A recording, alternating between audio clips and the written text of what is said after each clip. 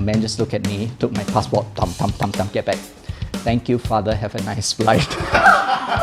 Saya tidak sedar yang saya tertidur. Apabila saya bangun, hari sudah siang. Alamak, I felt very bad, you know.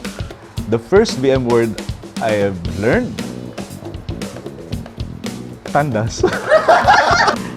Then later on, the receptionist told me, this person was saying, Father Ha, is your Chin ah, church ah, you know.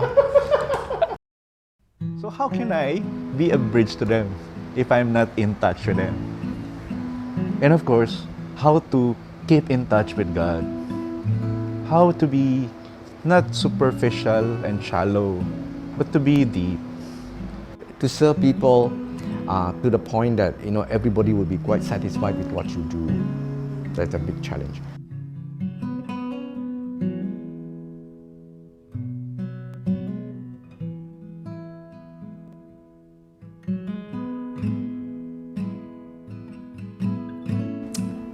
The most challenging part about being a priest, I think, is the fact that you are a public figure. Regardless of anything you say about yourself, you are a public figure. You are out there on the podium, you know, at the lectern, celebrating Mass. People know who you are. So, to a certain extent, it does inhibit your individuality. You can't be who you are. You can't be crazy because there are certain things that, you know, are expected of a priest, so to speak. But let me be very concrete. It has its, definitely, it makes it very positive in other ways. Firstly, I became more aware that whenever I move about in the public forum, in the public sphere, there may be people out there who know me as a priest, but I do not know them. So it's kind of unfair because there are people who will see me and frame me in a particular way. So I have a very embarrassing experience, and which is why we have Spill the Tea to share. One day I was traveling through Kuching Airport to go on another one of my meeting trips, and I was rather impatient. I had a bad day basically. I was rushing from the school. I was still in St. Joseph Private School. Then I had to catch the 6:15 p.m. flight to Singapore on a Friday evening, you know. So rushing from the school with my clothes and bags and everything. And the immigration officer was being particularly slow, and I was late for my flight. So he was like very nonchalant, just kind of relaxed, you know, that sort of thing. So it irritated me. And I was like, I think, you know, I said, I think as a public officer, you should do your job a little bit more, you know, earnestly and not sit back and have your cell phone on when you're serving customer. And the man just looked at me, took my passport, get back. Thank you, Father, have a nice flight. Oh dear, you know, I felt so bad and I just went, yes. And I couldn't say anything. Yeah, I should have apologized, but for whatever reason, I did not. Okay, that's, yeah, mea culpa, mea maximus culpa. So that is just one example. Yeah, and I have to remind myself a couple of times, like, you know, like you can't allow your personal self to manifest in the public forum because you may be meeting a parishioner, you may be meeting somebody who doesn't deserve, you know, to get the end of that your tirade or whatever. So this is one of the challenges I imagine. So wherever you go, at least within a small community like Kuching, I have to, in a sense, not that I need to be, you know, doing something that, you know, I need approval for, but just to be aware, yeah, especially when you give opinions. And that's the other thing. When opinions are asked of you, whatever you say, people can misconstrue that to mean that you are speaking on behalf of the church or on behalf of all Catholics, which is not necessarily the case. Yeah, and today, of course, with internet, with social media, sometimes I catch myself, I put an opinion in something that is totally unrelated, but somebody will remind you that's not how a priest should speak, or that's not an opinion a priest should have, you know. So it does, in a sense, limit me in a negative way, but in a positive way, it also caused me to have a personal reflection of what does it mean to be a priest and to project that Christian image without compromising my individuality, without being hypocritical. So I have to struggle to bring those two spheres together. Yeah, it is easy to try to live separate lives, but I think this is the start of a lot of problems that the church is facing because priests were not authentically themselves in the public and in the private sphere. So if you ask me what's the greatest challenge, that would be the greatest challenge beyond everything else that a priest habitually face in the course of a day's work. Being a priest, the impossibility to please everyone, I think that's a big challenge.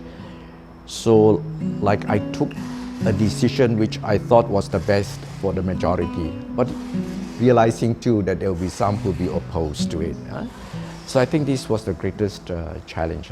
You want to serve everybody, but not everybody will be pleased with what you do. And as I say this, I recall one occasion when I was in St. Joseph's Cathedral. There was a phone call and the receptionist took up the phone and she didn't want to pass it to me. But the person on the line was really angry with me. Then later on, the receptionist told me, this person was saying, Father Ha, is your in Kiang, church, you know. I don't know why he or she was angry with me. I don't know. Yeah. So this would be a big challenge to please, to serve people to the point that everybody will be quite satisfied with what you do. That's a big challenge. Then as Archbishop, my own challenge is I'm not an administrator at all. I have very poor knowledge of accounts, except simple ones like how much money has come in, how much money I have spent in and out. Beyond that, don't ask me. I have no legal knowledge. I have no knowledge about land deals and so forth, and all these are within what the Archbishop would have to do. So my challenge is when people talk about land deal, people talk about this, about that, what are the legal implications? I find myself very diffident. But I thank God. Again, here is where God supplies. I thank God I had a team of very good professionals who were there to help me. So like one who was working in quite high up in land and survey, so he knew about land and land deals. Lawyer, of course, accountant, business people, people who are there to help. But they can only do so much because I will have to make the decision, and making the decision means you have to see the factors and weigh the factors. And there I'm alone, no? Yes, they have given me the advice. So this one seems to be better than that one, but then there are also problems. Then, having said that, there's a whole area of administration. I'm poor in administration. You have to, for example, transfer of priests. Then you will have to make sure that your correspondence is like classified, well classified. I am simply no use for this. Yeah, so this would be my challenge. Bahagian dalam kehidupan seorang padri bagi saya yang mencabar sekali adalah untuk memberikan 100% saya kepada orang yang saya layani. Contohnya apabila saya bersama dengan orang yang berkat kahwin, ya, dalam sakramen matrimoni, ya, saya betul-betul berkongsikan sukacita mereka. Tetapi dalam masa yang sama, mungkin selang 1 jam selepas itu, saya pula terpaksa melakukan misa pengebumian. Jadi terpaksa juga saya mengalihkan emosi saya ini, ya, untuk bersama-sama dengan mereka yang bersedih, yang berkabung, meratapi kematian orang yang mereka kasihi. Dan dalam kata lain, ya, to be 100% with the people, ya, dan bukannya secara saya cuma berlakon saja, tapi betul-betul jiwa dan raga. Itu yang paling mencabar bagi saya sebagai seorang padri. The most challenging is how can I relate to people, especially the young, since as Salesians, that's our primary ministry, to be God's signs and bearers of His love for young people. Especially as I get older. Oh, I don't know the young anymore. What are their likes and dislikes? What's their language? So how can I be a bridge to them if I'm not in touch with them? And of course, how to keep in touch with God. How to be not superficial and shallow, but to be deep. Not to be just external, but really be internal in my love for God.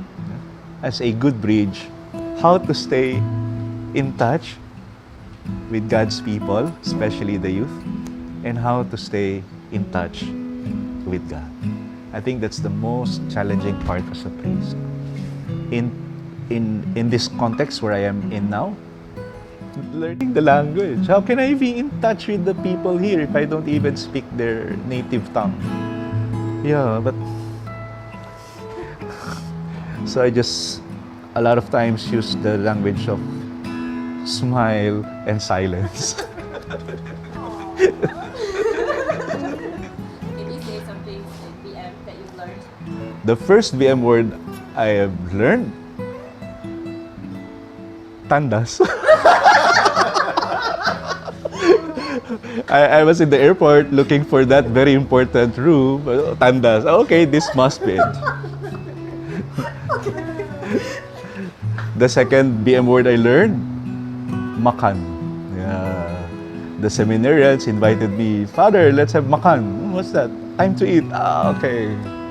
And I told myself, these two words, enough. You know where to eat, and you know where to go after you eat.